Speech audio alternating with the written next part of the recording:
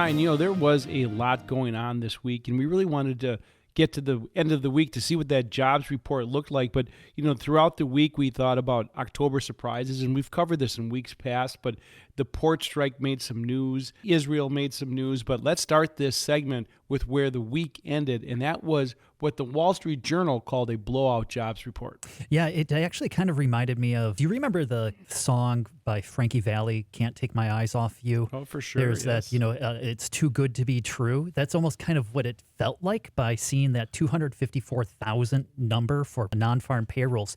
And honestly, when you peel back the layers of that report, it does actually look a little too good to be true. There were a few things in there that kind of caught my eye where it looked good, but you have a big increase in the number of multiple job holders. That was actually a 1.4% increase. So let's, before you get too far into that, Dr. Jacobsen, multiple job holders really means people have two gigs. Yeah, it does, because you have the payrolls number where it counts the number of people who are working. It doesn't distinguish between is one person working two of those jobs, right? So one person employed could be working two jobs, and so that's two payrolls. And you did see an uptick in that. It doesn't explain all of it, of course, but that was a rather large jump. It's now 5.3% of the total number of people who are employed are working multiple jobs. We've also seen over the last couple of years an increase in the number of people who are working part-time who would rather be working full-time. That doesn't explain all of it, of course. It was a decent number. There are also some of these things called seasonal adjustment factors, where we know that during the holiday shopping season, a lot of times retailers are going to increase their hiring and then they lay them off or fire them after you get over into January and February. And so the Bureau of Labor Statistics tries to adjust for that. Well, during the summertime and coming out of it, August and September, especially with Labor Day, they have to adjust for, kids going back to school, so they really leave their job, or teachers coming back to school. This was the biggest seasonal adjustment factor for September in history.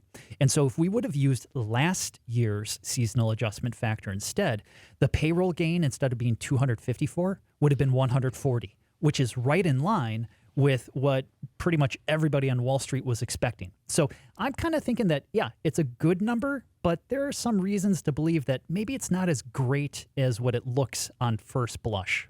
So let's take the win. Of course, service numbers, part of the job report was really good. Manufacturing continues to struggle, but what it did is adjust the betting odds market of the next rate cut. And of course, we certainly talked about what the Fed is going to do after the election, and what we're seeing here now is the odds of 50 basis points basically went to zero. Yep. It's about 97% chance that it's going to be 25 basis points, and almost 2.5% that there'll be no cut at all. So it certainly adjusted the betting markets of what the Fed Reserve is going to do the day after the election.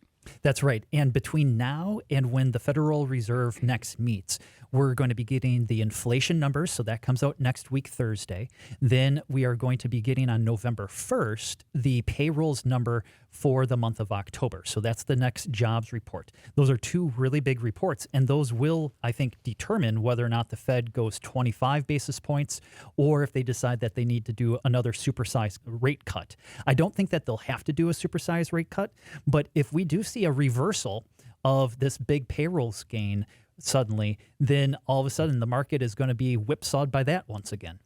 And so let's talk lastly about the other big news of the week, and that was that the port strike was announced and then it was temporarily resolved, and that certainly was a sigh of relief to so many people in this country that at least the port workers are going to go back to work until they get this thing resolved after the next year. That's right. So they did go on strike for 3 days. It created a few backlogs at the ports, but thankfully they have decided that they can continue to negotiate. So apparently President Biden was able to intervene and basically said, hey, let's make this port issue like the next administration's problem. And so let's have an agreement where you're going to start negotiating again January 15th. So they have that time between now and then to come to hopefully another deal. It could have been $5 billion a day as far as the economic impact if they were to shut down. A lot of retailers tried to really front load their orders earlier this year,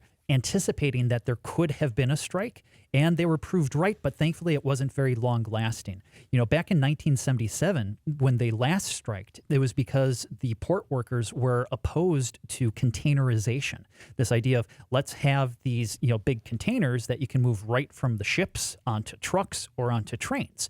Much more efficient. They were opposed to that because they, get paid for the work that they do. And so if it's more challenging to take it off a ship and put it onto some other type of transportation, they get more money that way. Well, now the big sticking issue is automation.